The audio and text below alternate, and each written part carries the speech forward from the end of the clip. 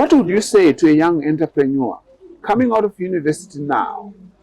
What would you say is your recipe for success? That you would say, okay, I've seen it all. Do 1, 2, 3 things. Based on my experience, do 1, 2, 3 things, you will succeed. Or 5 things. Yeah. Follow the following steps. What is your recipe Start for by success? looking for an opportunity. How do I find an opportunity? I'm just coming from school. You're I'm playing a devil's advocate You're speaking like an academic. Yeah, yes, I'm playing a devil's if- advocate. if- Because if- that's the mentality I'm okay. getting from them. Okay.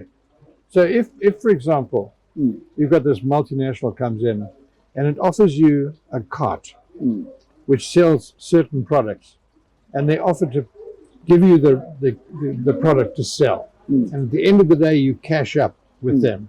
So you don't need any capital. And you make $50 a day. So you're making $5, $6 for your pocket. Okay? Start there. Okay. Start there. And maybe then how did Cecil Rhodes start his diamond empire? And De Beers became the biggest and most profitable Fortune 500 company in the world. They will say, How did he start? they will argue, you tell me, how did he start? he was exploiting African labor for free. Iowa. That's true. That's what they say. He bought an ice machine. Ice, as in, He bought an ice machine. He was Okay. making ice in Kimberley.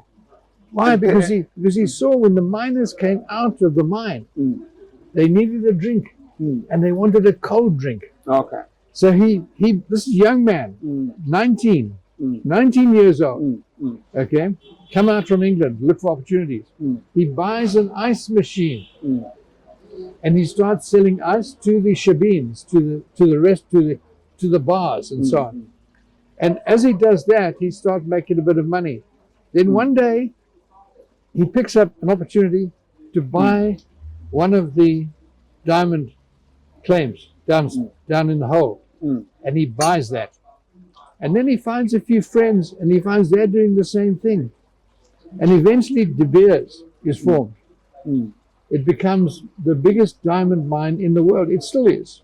Still is. Okay?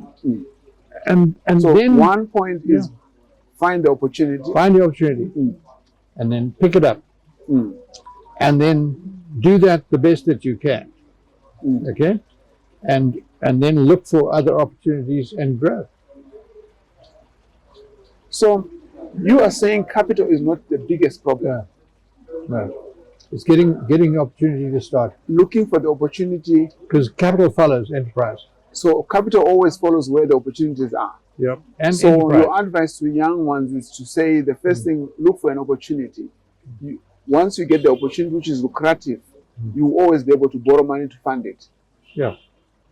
What else? They say, okay, I've done that. Then you got to work hard. What does working hard mean for you? Let me tell you.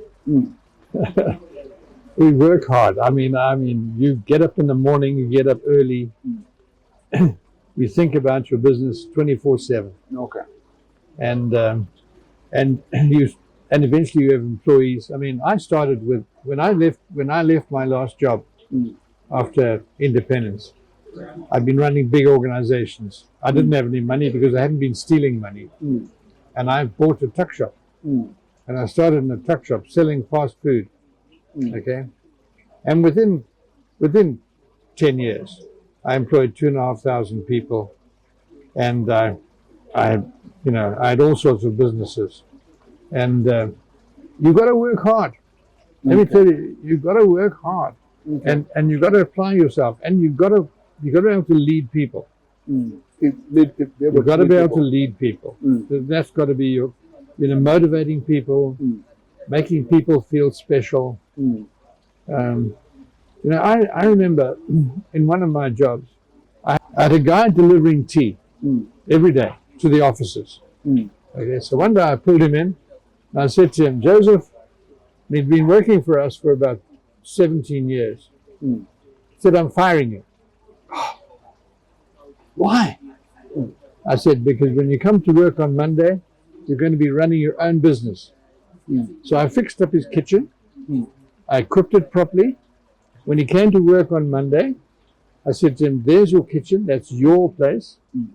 You now serve tea and coffee to people in the head office, okay? But you sell your coffee and your tea. So they will have to sign for it.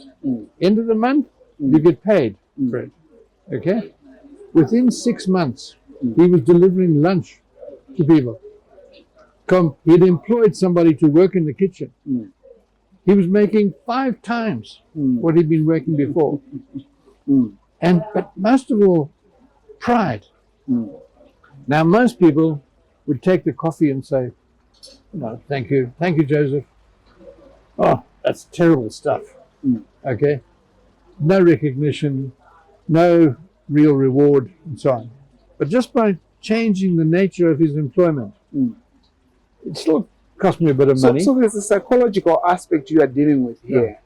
To say you also need to change your psychology from being just an employee to being an thinking employer. that you can be an employer. Because an employer is a leader. And become a leader. Yeah. Lead your people. And I'll say to people too, in the private sector, it's like democracy. You have to win the votes of your clients. So if you don't look after your clients, you're dead. You're dead. Because you've got to win the vote every day. Okay. It's the toughest business, toughest democracy in the world. Much tougher than politics. In politics, you can deceive people. In business, you can't. So here, in this restaurant, they serve 2,000 cups of coffee a day here. This is a big business. It's very successful. But I want to tell you this, they deliver a bad meal here, and tomorrow I don't come back. Because there's another one over the road here. So let's wrap this up. I'm mindful of your time. In a nutshell, we are saying there are opportunities for young people in Zimbabwe. They just need to come out there and go after them, and look after them, look for them every day. Once they find them, they need to work on them, dedicate their time and effort to making it work. It's not going to be easy for them. It's not going to be given on a silver platter. They need to be able to lead people and serve the clients. But also you indicated on the other side to say, we could do better if we have some support in terms of supporting young people become better in terms of getting the skills. But it's not crucial. That's secondary. But it's not important. Anybody who says, I can't do it because I haven't got any money, I wouldn't touch it. Okay, so then you are also, by implication, if I got you correct, then it means people who didn't go to the University of Zimbabwe, the University of, there was another one in Blawa. They still have an equal chance of making it in business. So just by the fact that they didn't manage to get to the university, they can still make it. That's what you're saying. Yes, and they might not be able to get employment. They might not be able to get employment, but they can make it in business. But they can make it in business. I'll give you an illustration of that. I pulled out of my driveway the other day at the house. And there was a guy going through my rubbish, which was waiting for collection. And I looked down at him and said to him in Shona, please just leave it tidy. And that came to me in English, in an educated voice. Yeah, I'll clear up after I'm finished. And I said to him, who are you? Turned out he was a university graduate who couldn't get a job. Now here's a guy who's got everything. He's got sufficient points to go to university. He's graduated from university. Now he's picking up, he's cleaning, he's in my rubbish, looking for plastic bottles and what have you. So is that an opportunity or a failure? It's an opportunity. Okay. Right? Because if he understood that maybe I could get a bicycle and I could start collecting more, then I could employ people to go and collect. I know people who are working in the recycling business here, who are making hundreds of thousands of dollars, right? Buying the kind of thing that he's producing, okay, and bringing it to them. They're buying it, they're processing it, and selling the material again. So Zimbabwe hasn't failed young people. Is that what you're saying? Oh, I think we have. I think we failed. I personally, my generation has failed this country because I'm part of the people responsible. Okay, because I've been a leader in this country for a long time. Okay, even before independence. And and we failed our country because we failed to manage our political transition properly. We failed to manage independence properly. We failed our people. There's no doubt about that in my mind. But that's all very well. You know, look at Deng Xiaoping. For me, Deng Xiaoping is a complete hero. What about Lee Kuan in Singapore? He takes over a country that was poorer than Zimbabwe. And he turns it into one of the wealthiest island states in the world. Okay? Singapore, yeah. That's leadership. Okay, we haven't done that yet. But it's coming. It's coming. And you know, and there's many reasons for the failure. And I think the people in the West underestimate Africa. Okay. They really do. They underestimate opportunities here. They underestimate the potential. And, and I think they need to wake up. So what is your final word or final sentence to young people? Let's suppose they're going to hear you. What would you say is your final words of what they need to do to succeed? Like they've never seen before. How should they succeed? What should you say to them? If you want a good job, earn a nice salary, get 2 weeks leave a year from somebody, work for 50 years for a pension, retire. If you want that kind of life, then move out of Africa.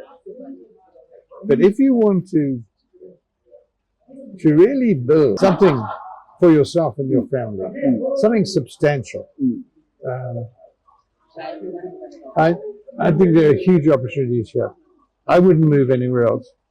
Okay. I wouldn't move anywhere else. I think massive opportunities here, and I think that, but it's not easy. It's tough. It's tough. Okay. And when you see a successful businessman in Africa, you need to stand up and cheer him. Okay. Okay. Okay. Yeah. Because you know, you can go to Australia, go to anywhere else, Canada, United States, Germany, France. Many of my friends have done that. I visited a friend in Canada, in Montreal, and he said, the biggest problem for me here, Eddie, is that nothing happens. I've got a decent job, I get a decent salary, I commute 2 hours every day, but nothing ever happens. It's completely boring. But let me tell you, living in Africa is not boring. It's tough, but it's rewarding.